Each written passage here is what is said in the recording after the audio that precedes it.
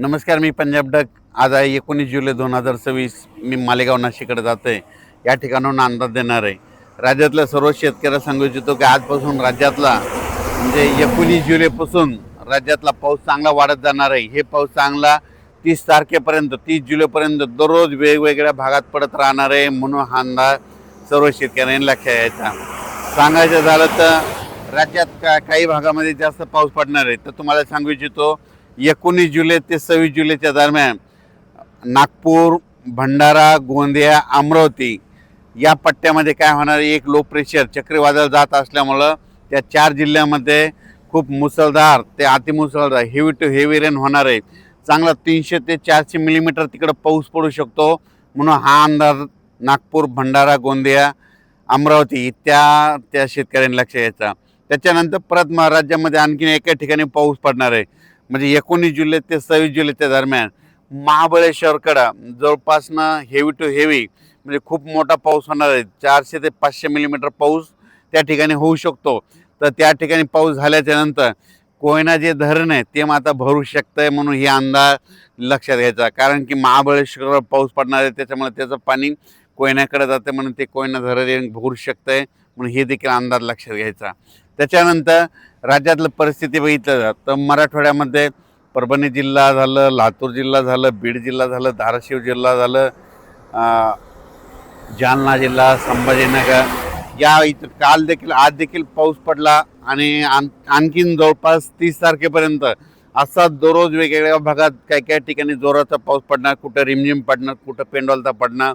म्हणून मराठवाड्यातल्या शेतकऱ्यांना अंदाज लक्षात यायचा. पश्चिम महाराष्ट्रात देखील काय होणार आहे, सांगली, सातारा, सोलापूर, कोल्हापूर, पुणे, त्याच्यानंतर अहिल्यानगर तिकडं देखील काय होणार आहे, हे जवळपास 30 तारखेपर्यंत 30 जुलैपर्यंत म्हणजे आज 19 ते 30 आणखीन 10-11 दिवस असा दररोज वेगवेगळ्या भागात पाऊस पडत राहणार आहे. म्हणून हा अंदाज लक्षात यायचा. त्याच्यानंतर इकडं उत्तर महाराष्ट्राकडं नंदुरबार जिल्हा झालं, धुळे जिल्हा झालं, नाशिक जिल्हा झालं, त्याच्यानंतर अहिल्यानगर, इकडं संभाजीनगर ह्या पट्ट्यामध्ये देखील काय होणार आहे की तिकडे देखील असा म्हणजे 19 तारखेपासून ते 30 जुलैपर्यंत असा दररोज वेगवेगळ्या भागात विखुरलेल्या स्वरूपाचा पाऊस पडणार आहे. म्हणून हा अंदाज लक्षात यायचा. मुंबई पुण्याला देखील जोराचा पाऊस सुरू राहणार आहे. म्हणून हे देखील लक्षात यायचं. पण कोकणपट्टी आणि घाटमाता परिसर मात्र 19 तारखेपासून ते 27 तारखेपर्यंत खूप जोराचा पाऊस पडणार आहे घाटमाता आणि कोकणपट्टीकडे. म्हणून ही अंदाज त्या शेतकऱ्यांना लक्षात यायचा. तसेच नांदेड जिल्हा, हिंगोली जिल्हा, परभणी जिल्ह्यातला काही भाग तिथं, त्याच्यानंतर धाराशिव, लातूर त्या आणि बीड जिल्ह्यात जे भाग वंचित राहिला आहे त्या ह्या 5-6 दिवसामध्ये ज्या भागात पाऊस नाही पडलेला आहे तिथं मग पडून जाईल आणि त्या भागातील शेतकऱ्याची पेरणी होणार आहे. म्हणून हा अंदाज सर्व शेतकऱ्यांना लक्षात यायचा. सांगायचं झालं तर राज्यात जवळपास आणखीन 30 तारखेपर्यंत 30 जुलैपर्यंत दररोज वेगवेगळ्या भागात पाऊस पडत राहणार आहे. म्हणून हा अंदाज लक्षात यायचा. पण राज्यात मात्र 19 जुलै ते 26 जुलै त्यानंतर इकडं नागपूर, भंडारा, गोंदिया, अमरावती त्या परिसरामध्ये त्या 4 जिल्ह्यामध्ये काही ठिकाणी अतिमुसळधार पाऊस होणार आहे. म्हणून हा अंदाज त्या शेतकऱ्यांनी लक्षात यायचा. आणि इकडं महाबळेश्वरकडे एक देखील खूप मोठा पाऊस पडणार आहे. त्याच्यानंतर कोकणपट्टी घाटमाळात देखील पाऊस चांगला पडणार आहे. म्हणून त्या शेतकऱ्यांनी देखील अंदाज लक्षात यायचा. तसेच जळगाव, धुळे, नंदुरबार आणि नाशिक तिकडं देखील आज 19 तारखेपासून 26 तारखेच्या दरम्यान दररोज वेगवेगळ्या भागात पाऊस पडणार आहे आणि त्या शेतकऱ्यांच्या पिकाला जीवदान ठरणार आहे. म्हणून हा अंदाज सर्व शेतकऱ्यांना लक्षात यायचा. आणि त्याच्यानंतर अहिल्यानगर जिल्ह्यामध्ये आज 19 तारखेपासून ते 26 तारखेच्या दरम्यान दररोजच पाऊस वाढत जाणार आहे आणि सगळीकडं पडत जाणार आहे आणि सगळ्या अहिल्यानगर जिल्ह्यातील सर्व तालुक्यामध्ये पडणार आहे. म्हणून त्यांनी देखील हा अंदाज लक्षात यायचा.